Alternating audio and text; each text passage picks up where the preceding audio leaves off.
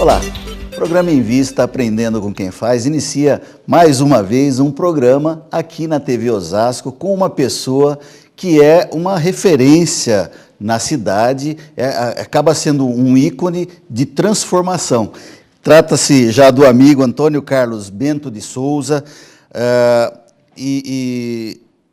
senhor Antônio Carlos Bento, me permita que a doravante senhor, seja só Bento, só Bento, tá? Eu vou tirar o senhor e eu vou abreviar, porque é uma pessoa muito simpática e realmente preparada para as modificações a que veio fazer aqui na Corneta do Brasil, presidente do Grupo Corneta.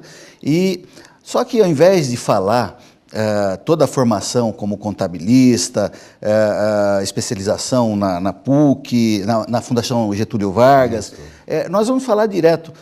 Bento, seja muito bem-vindo ao programa Em Vista, aqui na TV Osasco.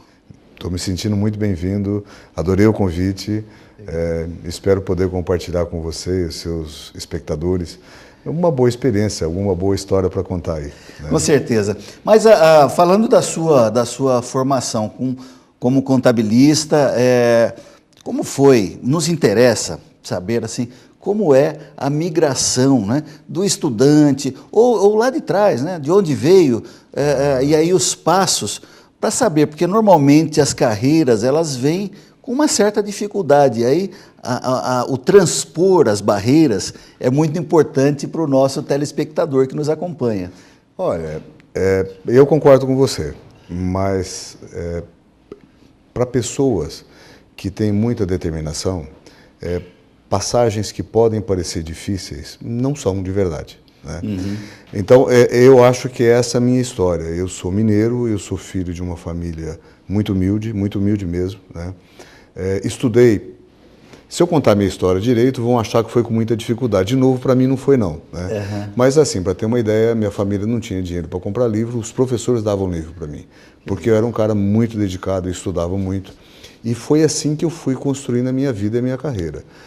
Tive muita sorte, eu acho, de encontrar gente que me enxergou e me puxou, né? E fez um trabalho de um verdadeiro, que a gente chama de coach, né? Um treinador. Uhum. Então eu vim para São Paulo, fiz 18 anos, me mudei, porque onde eu morava, lá na minha cidade, chama-se Monte Santo de Minas, é uma cidade pequena, eminentemente agrícola, não tinha emprego, e eu não tinha como sobreviver, eu queria estudar e precisava trabalhar. Vim para São Paulo, fiz cursinho, na época todo mundo fazia, eu entrei na PUC, tenho orgulho de dizer que eu entrei em segundo lugar no vestibular, né, trabalhando. Eu fiz ciências contábeis, a minha origem é essa. Sim. Eu me pós-graduei em administração financeira e para uma pessoa que nasceu onde eu nasci, que veio com a minha trajetória, eu tive a felicidade de por 2 vezes estudar fora do Brasil. Eu estudei nos Estados Unidos, fiz uma especialização em finanças, depois estudei na França, fazendo uma especialização em planejamento estratégico. Estudei bastante no Brasil, fiz Getúlio Vargas. Eu sou meio um rato de livro, eu gosto muito de estudar. Mas também acho que o meu prazer pelo estudo nasceu de perceber que estudar era a minha chance. Eu não enxergava outra chance, não. Então, não foi difícil. É mais ou menos assim, era o caminho que eu escolhi, o caminho que eu persegui. E, para falar a verdade, eu achei muita gente que me ajudou. A educação, você falou de estudar e como um caminho mesmo de ascensão.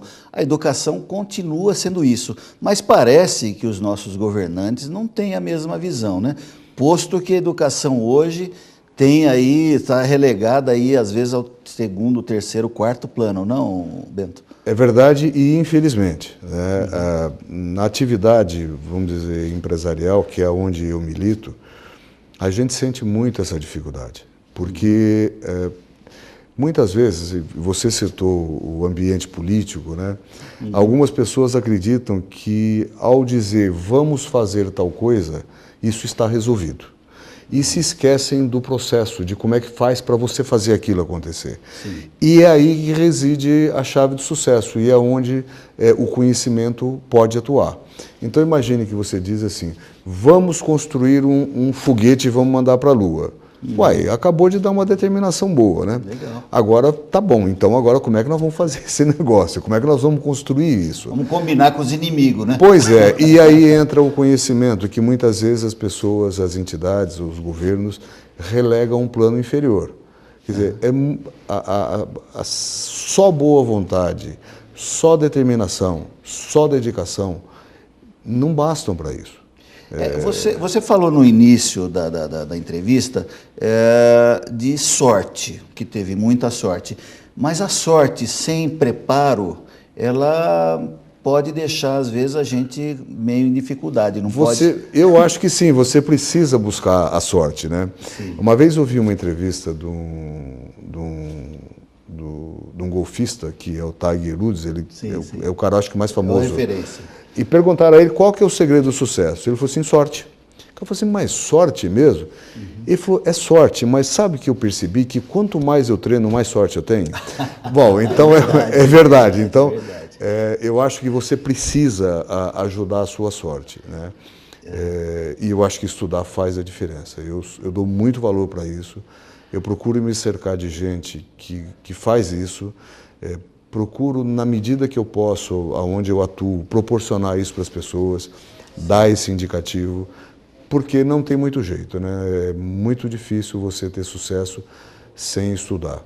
Mesmo para o empreendedor, alguém que fundou um negócio, que nasceu de uma maneira espontânea, o mundo de hoje não é para amadores. Ele não permite ficar fazendo muita experiência. Não né? dá para fazer muita experiência, não importa o tipo ou o tamanho de negócio.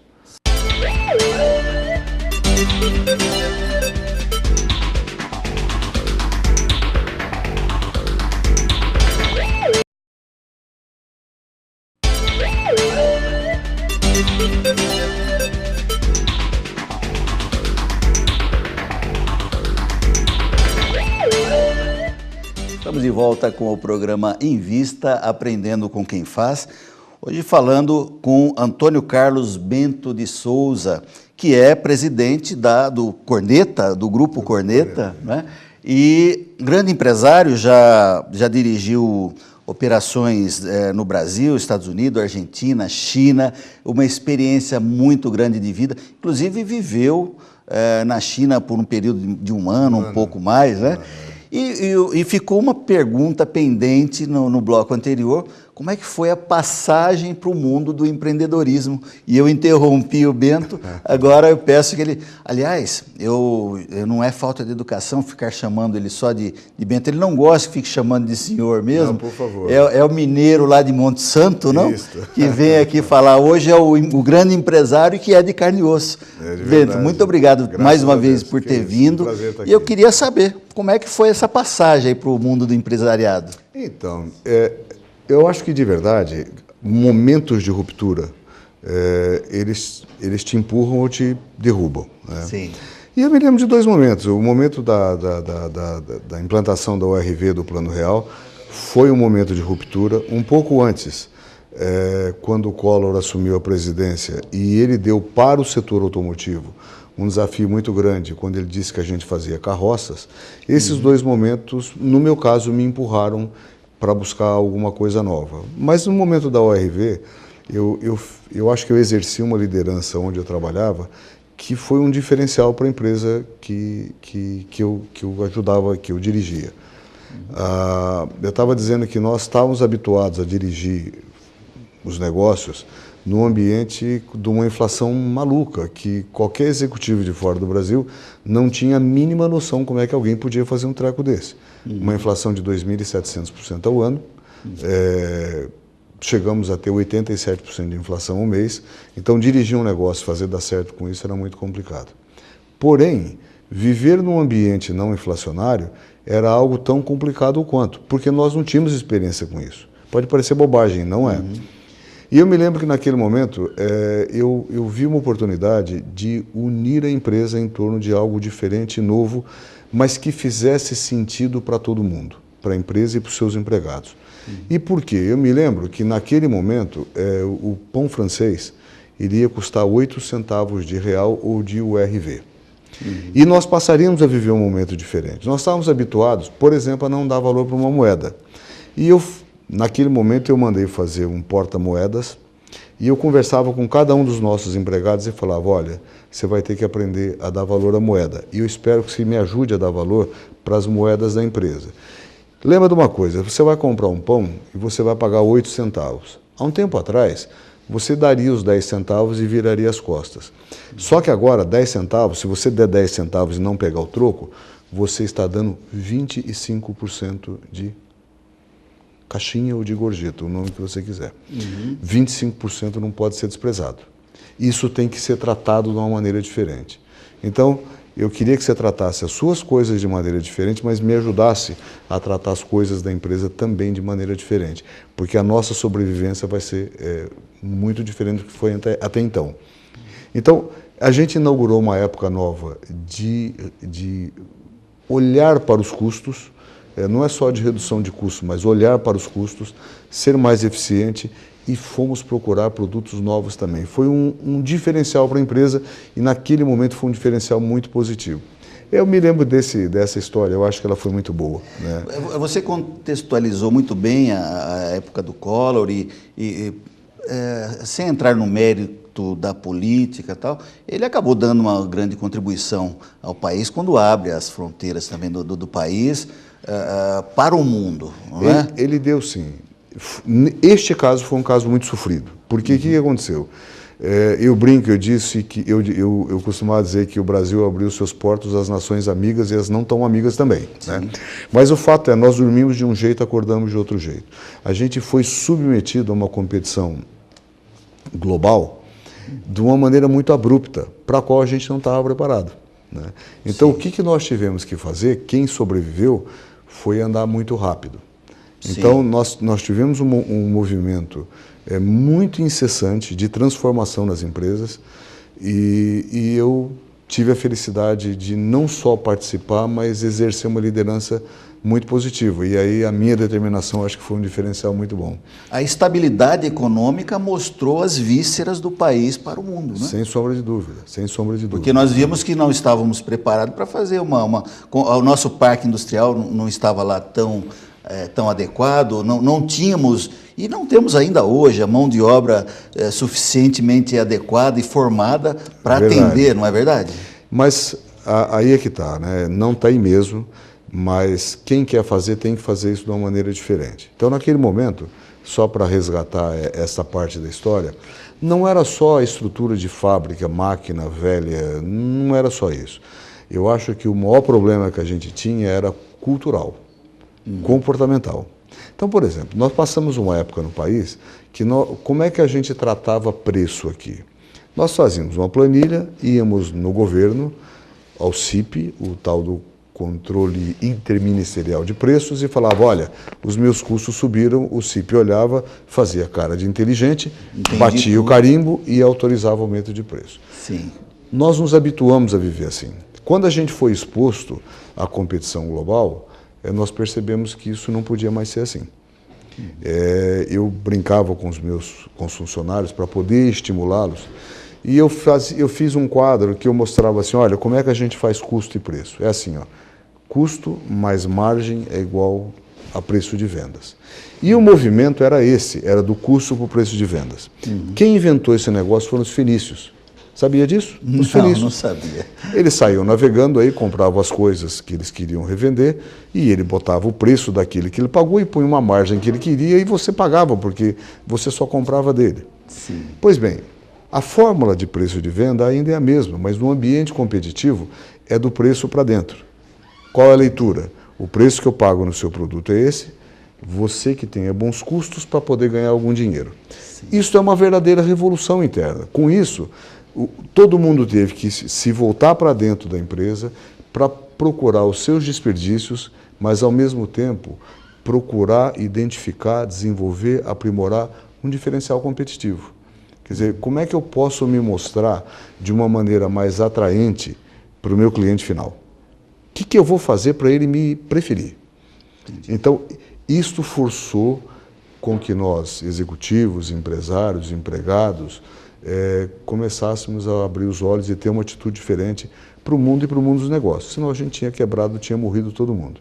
Então aí eu acho que nós, brasileiros, nós temos um diferencial que a gente precisa saber aproveitar bem, com organização. O tal do jeitinho brasileiro, se a gente falar dele como criatividade, é diferente. Então, nós somos um povo criativo. Acho eu que graças à nossa música, ao nosso sol, o clima, esse jeito bom, alegre, descontraído, aí tem um nascedouro de algo criativo. Só que isso precisa ser de uma maneira mais orientada, mais organizada, disciplinada, que não vira uma bagunça, mas a gente tem isso para... É que o jeitinho não seja pejorativo, né? Aquela coisa não pode ser. De burlar, aquela coisa de... que seja mesmo a parte criativa. E eu acho que só por isso nós sobrevivemos a tantos planos de governo que vilipendiaram o patrimônio de muita gente. Eu acho que sim. Mas nós estamos falando com o nosso amigo Bento, Antônio Carlos Bento de Souza, que é presidente do Grupo Corneta, e vamos fazer, é uma verdadeira aula hoje, você não pode perder. Fique mais um pouquinho aí, nós vamos fazer um pequeno intervalo e voltamos já já, não sai daí.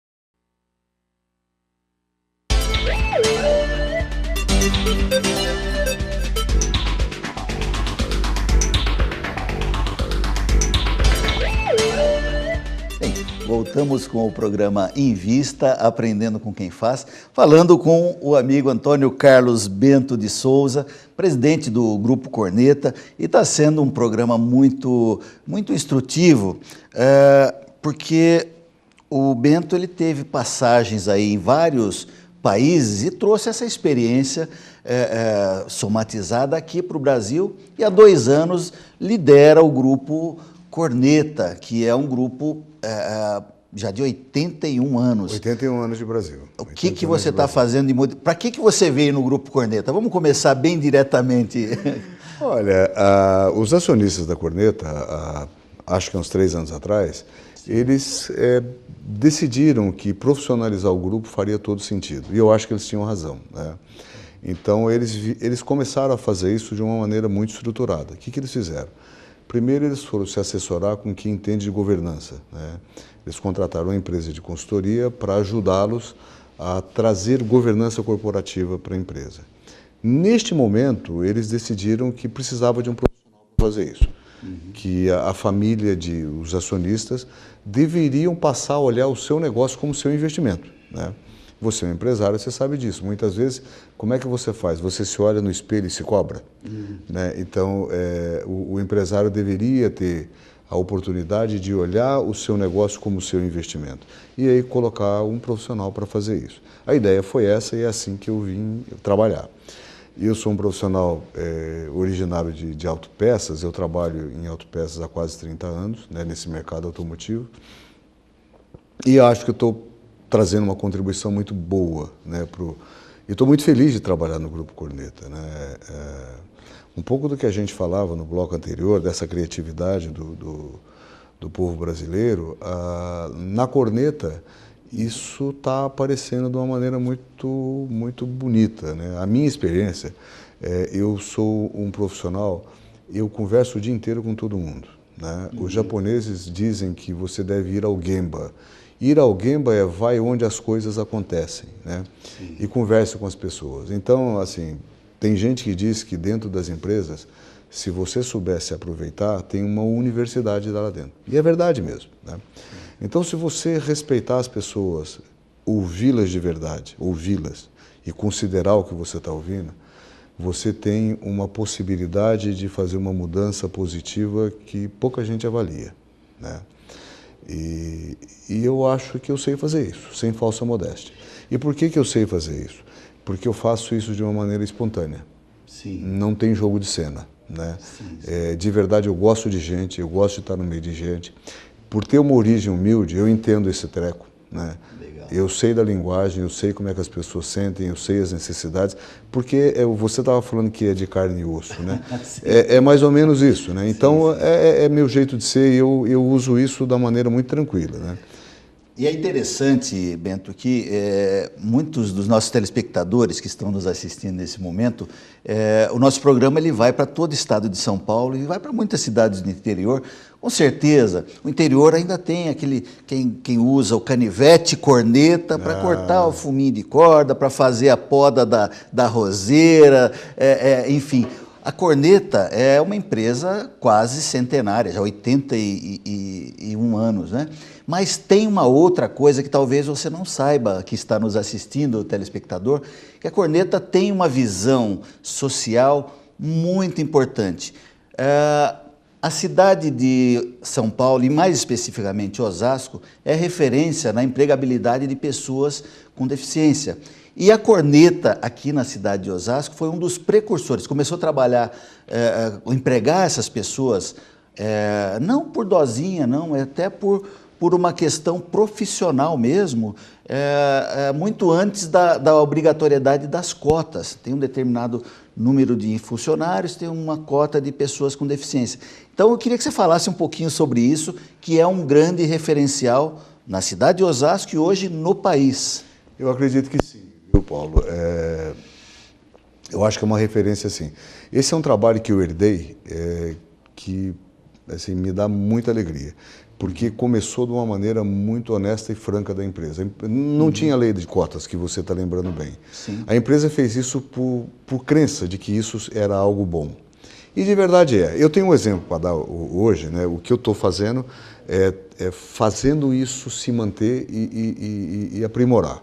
Porque o que a empresa fez é, assim, na linguagem mais rude, é de tirar o chapéu mesmo, né? Sim, sim. E a gente tem, e uma coisa, você falou, não é por dosinha não, e não é mesmo. Nós temos hoje um exemplo, nós estamos com 8 grupos do que a gente chama de CCQ, são ciclos de controle de qualidade. O que a gente faz? Como é que a gente fez na Corneta? A gente anunciou que queria fazer isso e estava sugerindo que as pessoas se candidatassem voluntariamente para participar do projeto. A gente não apontou ninguém.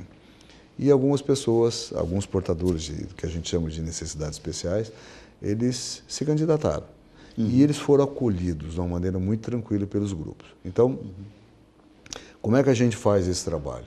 A gente instrumentaliza os grupos para poder atuar nos projetos que eles escolheram. Então, a gente vai ensiná-los como é que faz para eliminar desperdício, como é que faz para fazer um redesenho de processo, como é que faz para medir os processos de qualidade, para reduzir o tal do PPM, enfim, é um linguajar meio complicado do nosso segmento, mas a gente dá metodologia de trabalho.